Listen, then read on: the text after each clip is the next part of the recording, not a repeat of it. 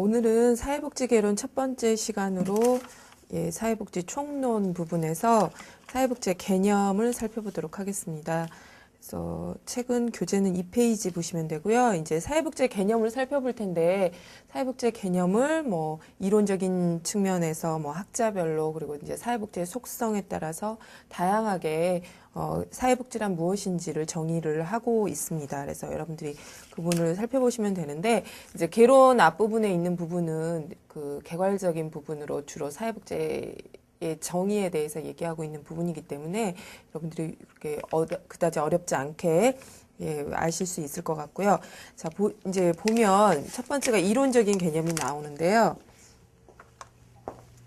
자, 윌렌스키와 르보라는 학자죠. 그래서 윌렌스키와 르보는 이후에 보면 사회복지의 모형이라든가 이런 부분에서 많이 나오는 학자들이거든요. 그래서 윌렌스키와 르보는 기억을 하셔야 될 것 같고요. 르보가 말한 건데 이 이론적인 개념에서 나와 있는 윌렌스키와 르보의 사회복지에 대한 정의는 주로 이 사람들이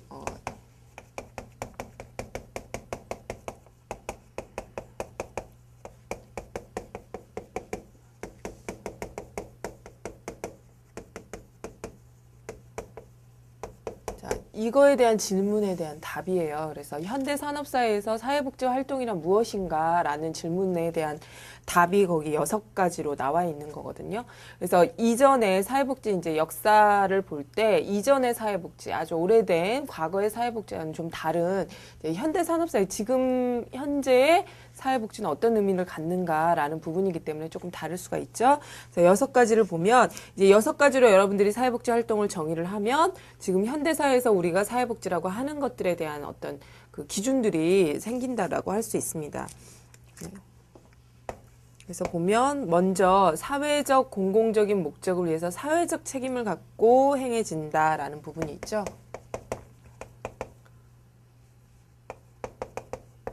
사회적 책임이라는 부분이 있는데, 자, 이 부분은 현대사회에서 사회복지는 어떤 사회적으로 승인된 목적,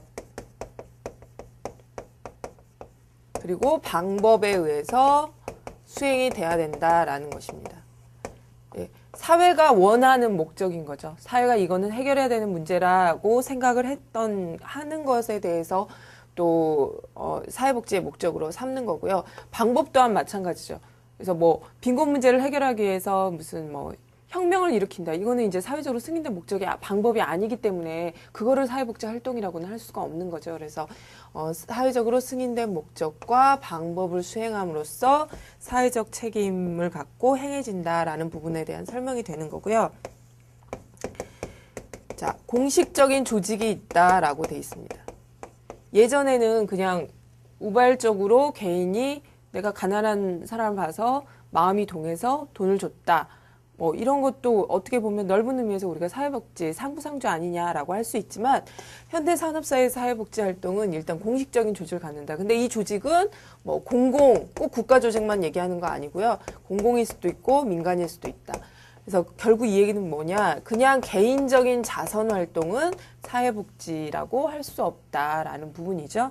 그래서 개인적인 어떤 내가 친하기 때문에 누군가를 도와준다거나 아니면 우발적으로 내가 자선행위를 했다거나 이런 것들은 사회복지의 활동이라고 볼 수 없다라는 부분입니다. 근데 이제 이 자선이라는 부분은 역사적으로 이제 종교기관에서 주로 했던 사회복지의 동기가 되죠. 오래된 동기가 되는데 이제 현대사회에 와서는 이 자선이 그냥 단순하게 어떤 불쌍한 사람을 도와주는 차원에서의 자선이라기보다는 이런 자선 활동이 이제 어떤 조직을 가지고 민간의 조직이든 종교기관의 조직이든 조직을 가지고 행해지기 때문에 이제 그런 부분은 사회복지 활동에 포함이 되지만 이제 우발적인 개인이 했던 그냥 일시적으로 한 자선 활동은 사회복지 활동이라고 할 수 없다라는 부분입니다. 그래서 공식적인 조직을 갖고 있어야 되고, 자, 소비 욕구에 직접적으로 관계된다라는 부분이죠. 그래서 사회복지는 굉장히 직접적으로 삶과 연결돼 있다라고 할 수 있습니다. 그러니까 당장 배고픈 사람은 양식을 줘야 하는 것이고, 입을 옷이 없다면 옷을 줘야 되는 거죠. 이제 그런 의미에서 소비 욕구.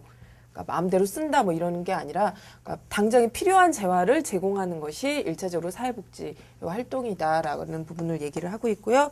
자, 4번에 보면 충족되지 않는 욕구가 있는 곳에 항상 활용하는 기능적인 보안성을 갖는다라는 부분인데, 자, 이 부분은 포괄적인 욕구라는 부분으로 얘기가 될 수 있습니다. 그래서 그 현대사에서 산업사회에서 사회복지는 이제 포괄적인 욕구를 갖는다라는 부분이어서 뭐 물질적인 욕구도 될 수 있고요. 어떤 때는 비물질적인 욕구, 대인관계라든가 정서적인 지원 이런 것도 모두 포함하는 포괄적인 욕구에 대한 어떤 대응책이다라고 할 수 있습니다. 그리고 자, 5번에 보면 이윤 추구를 배제해야 된다라고 돼 있죠.